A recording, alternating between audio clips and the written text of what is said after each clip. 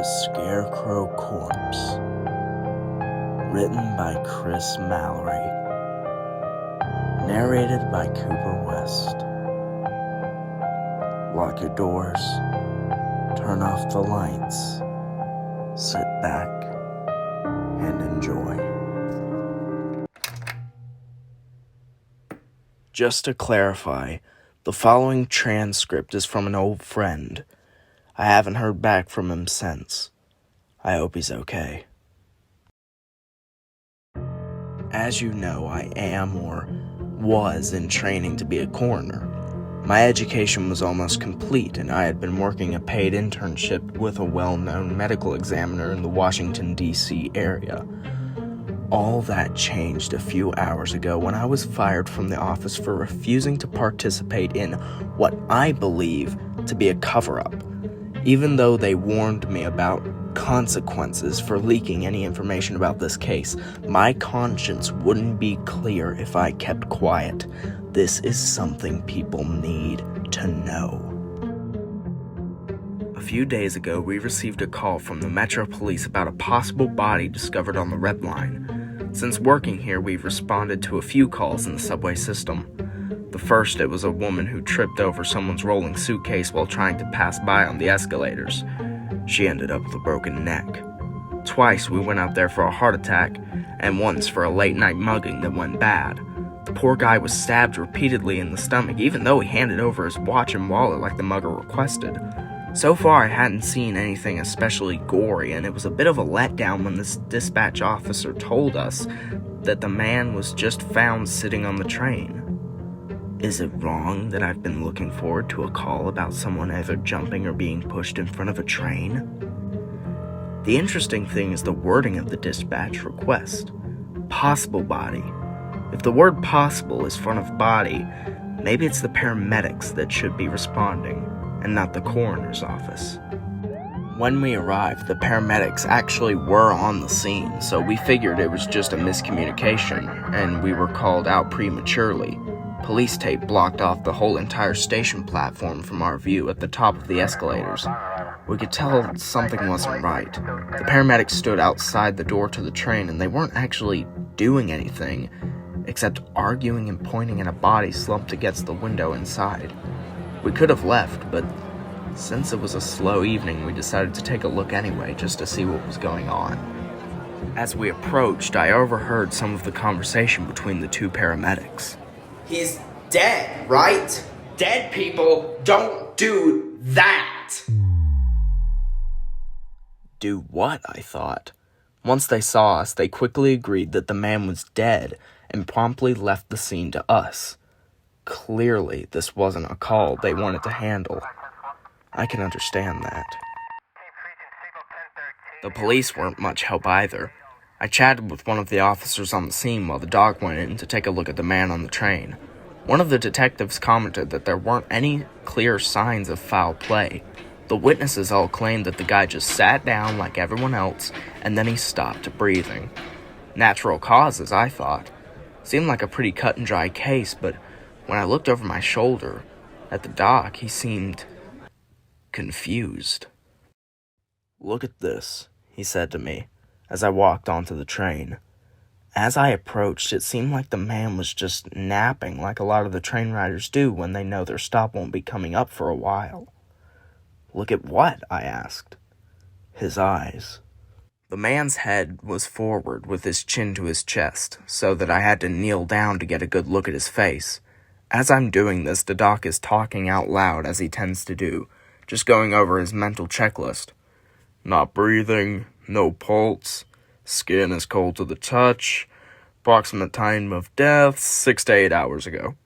I'm in the aisle of the train, trying to make do with a pin flashlight since the dim lighting on the train wasn't helping things much. The man's eyes were open and they seemed to be staring at me. It's not uncommon, so I lean in closer, trying to figure out what the doc wanted me to see so that I don't look like an idiot. And then he blinked. I jumped back as quick as a mongoose would jump away from a cobra. "What the fuck?" I tried to say. "Exactly," the doc said. Gotta be a muscle spasm, right? You would think, he says. But watch this. He grabs the guy by the hair and pulls his head back.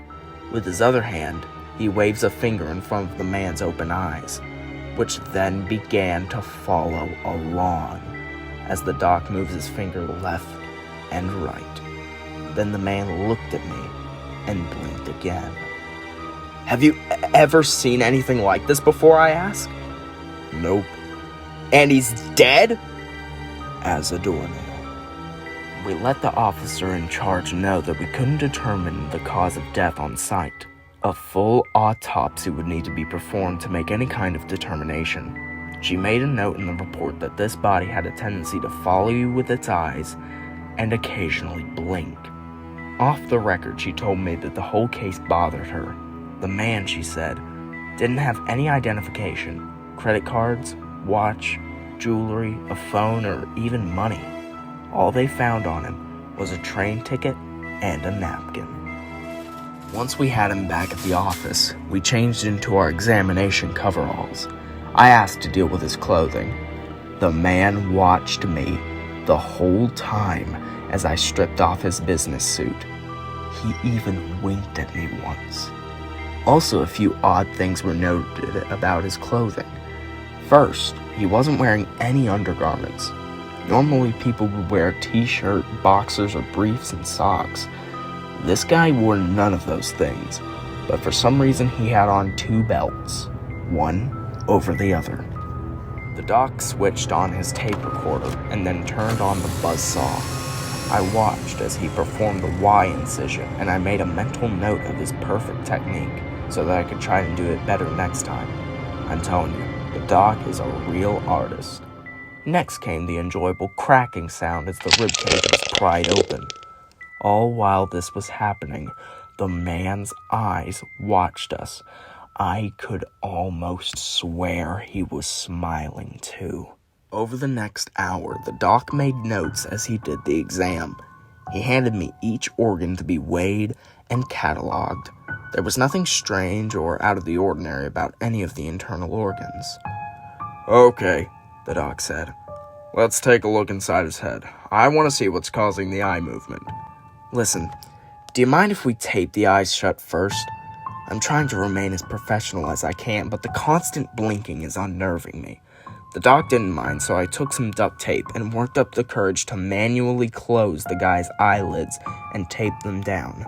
Immediately, they started moving fast. His whole face was convulsing and contorting itself, trying to break free of the tape.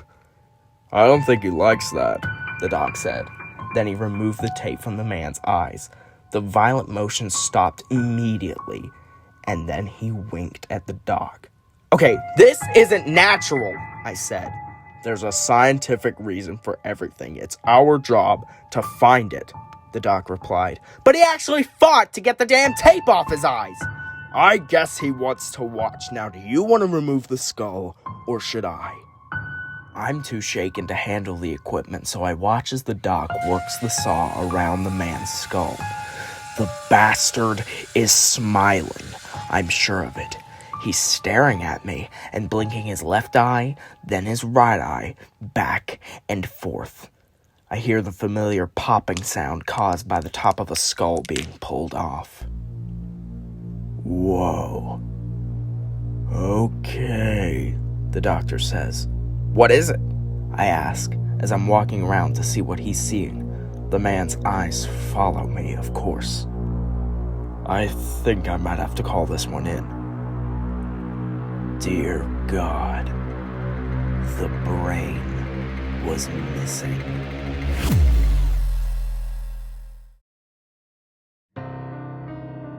Doc? I ask. Not now. Pack up and go home. I'll finish cleaning this up, he says as he's already dialing a number on the phone. But just go. I'll call you later. It isn't a request. I know when to shut up and listen. I make my way to the door, knowing that the man is still staring at me. And I don't say anything to anyone. The doc never called me back. Each time I tried to reach him, it went to voicemail. I tried to go back on the next day, and security won't let me in the building. They said I was to await further instructions while on paid leave. That was 4 days ago. This morning, I hear a knock on my door. It's a man who said he was with the medical examiner's office, but he looks like he's with the CIA, FBI, NSA, or some other three-letter agency. He asks if he can come in to talk. I open the door to let him in, and I do notice 2 other similarly dressed men sitting in a black Suburban across the street. The folder he hands me is a case file for the John Doe that was found on the train.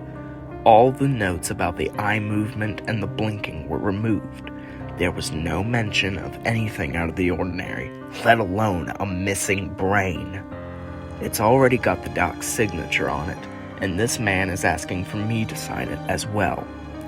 I try to tell him that the file is wrong, but he holds up a hand to stop me from speaking. "This is how it happened. Sign it," he said. I ask about the doc. I want to know why I haven't heard from him. He says that the doc had been let go. The way he says it makes me think the worst. I refuse to sign it, and I ask to speak to the director of the medical examiner's office. The man informs me that it would be impossible and that I am to be fired, but fired isn't the word he used. The word he used was terminated. He leaves when I ask him to go, but he warns me that mentioning this to anyone would have serious consequences. As soon as the door closes behind him, I packed the bag and took off. I saw that a black Suburban was parked at the end of my street, and I just might be paranoid, but I think it pulled out after I did. Just in case I was being followed, I changed directions several times. When I felt safe enough, I pulled into a nearby residential neighborhood and found an open Wi-Fi signal. I think something strange is going on in DC, maybe elsewhere as well. I don't know what it could be, but I feel like the doc and I stumbled onto something we weren't supposed to know about, and now we're in danger. I found the doc's home number online. When I called, it went straight to voicemail. I tried to leave a message for him, but the line went dead once I began talking. If someone is monitoring my phone calls, it's possible my car is bugged too, and they already know exactly where I am. Again, maybe I'm just paranoid or crazy. Maybe there's a completely logical explanation for the Scarecrow Corpse that stares and blinks and winks and smiles. I can't imagine how anything like that could exist or why. I'm scared. Really, really scared. I decided that the only thing to do would be to write this and email it out to everyone I know. Hopefully this information will make it out to someone. If you've received this and haven't heard back from me by tomorrow, then I'm probably already dead, and you'll know what I've written is true. Hello everybody. Thank you for watching the video. Leave a like down below so I know you enjoyed it, and write a comment in the comment section so I know what you thought. Click the subscribe button if you're new, and ring the bell so you'll be notified when I upload. Until then, stay alert.